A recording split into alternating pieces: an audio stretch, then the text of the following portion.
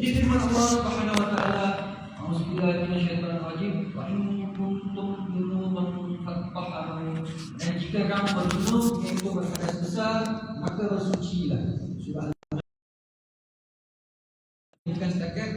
Setakat kebiasaannya kita dengar air mani mata kita akan terbuka. Pun kita bangun tidur, langkah seluar kita basah, belum tentu yang air mani. Dia boleh jadi air wadi ataupun air mani. Tapi air mani, apabila keluarnya air mani, baik wanita ataupun lelaki, bila keluarnya air mani, Allah SWT buat automatik mata kita akan terbuka. Nah, mata kita akan tersedar. Okay, ya? Tidur balik. Biar dia keluar dulu.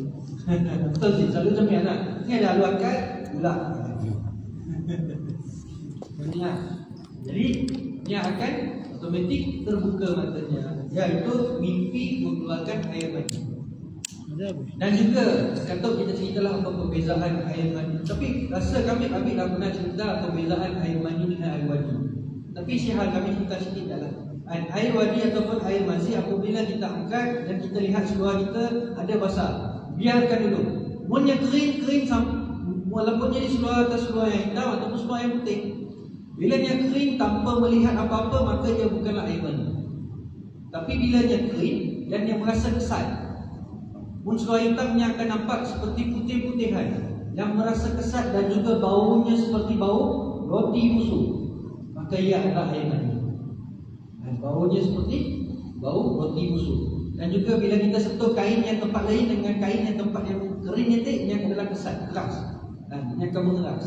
Manakala air mazi dengan air wadi, dia akan mengeras, dia akan kering seperti air kemih. Namun air kemih kena kat baju atau seluar, dia akan kering, dia akan nampak dia. Tetapi air wadi dengan air mazi adalah najis. Manakala air mani tidak di dalam golongan najis. Air mani bukan dalam golongan najis. Kemudian bermimpi. Dalam mimpi melihat perkara-perkara yang boleh merangsangkan syahwat ataupun beronani. Jadi tu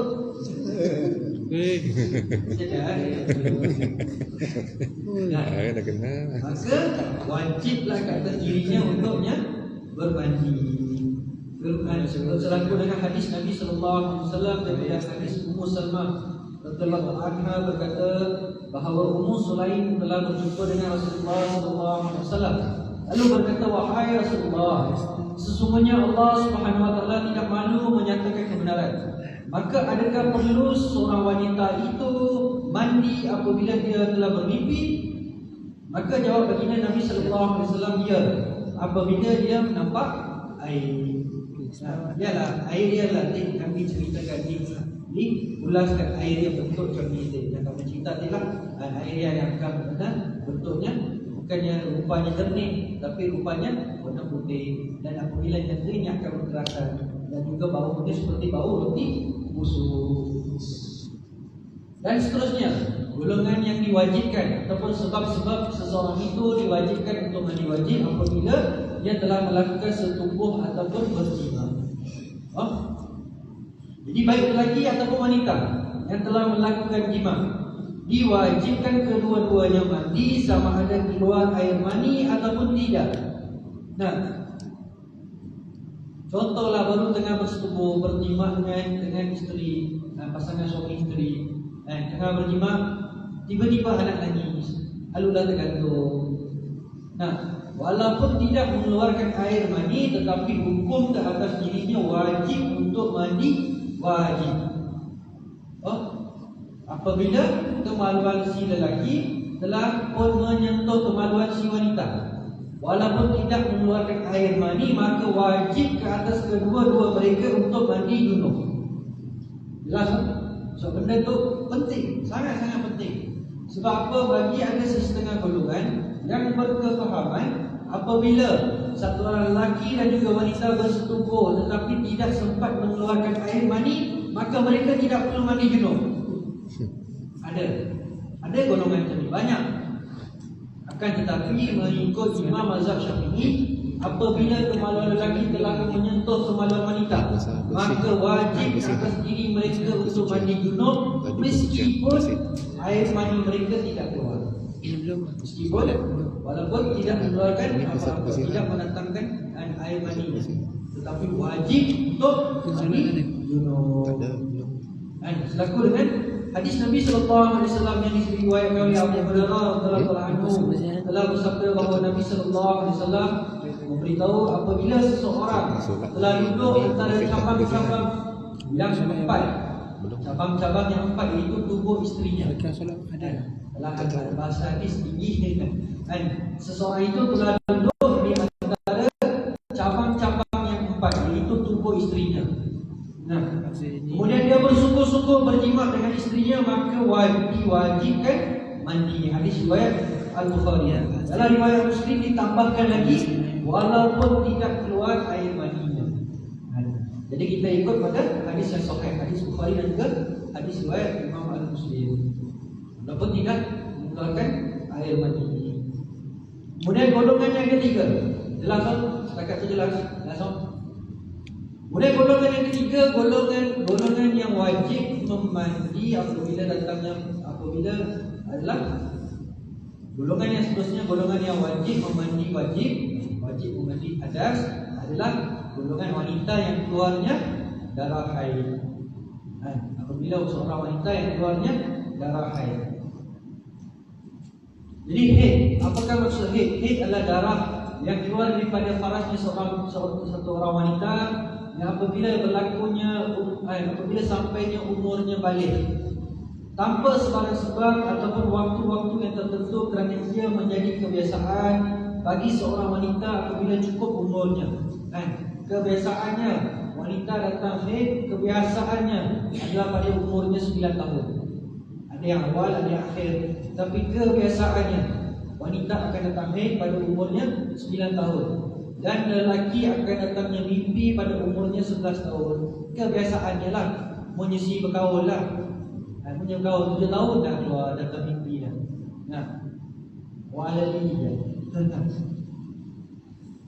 Mengikut kajian dan wanita akan matang dulu. Wanita akan datang haid dulu. Wanita akan balik dulu sebelum lelaki.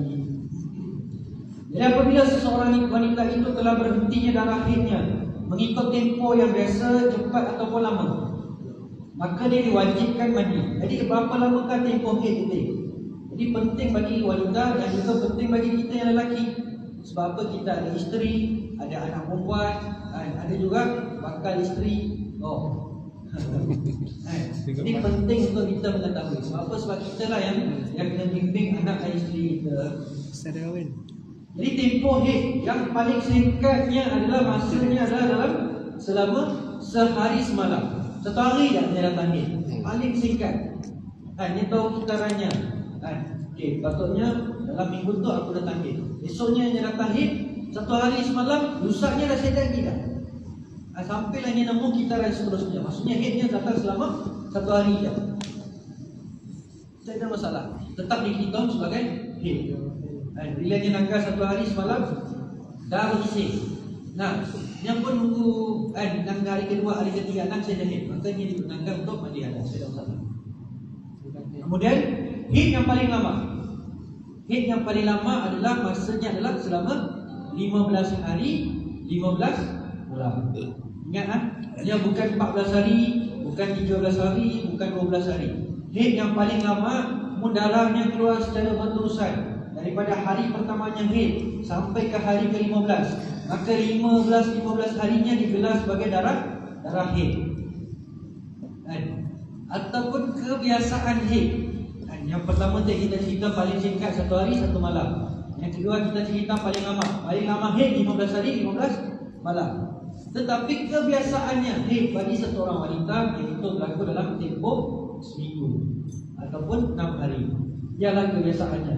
Kebiasaannya 6 ataupun 7 hari. Dan masa suci antara dua haid ni kurang-kurangnya 15 hari 15 malam.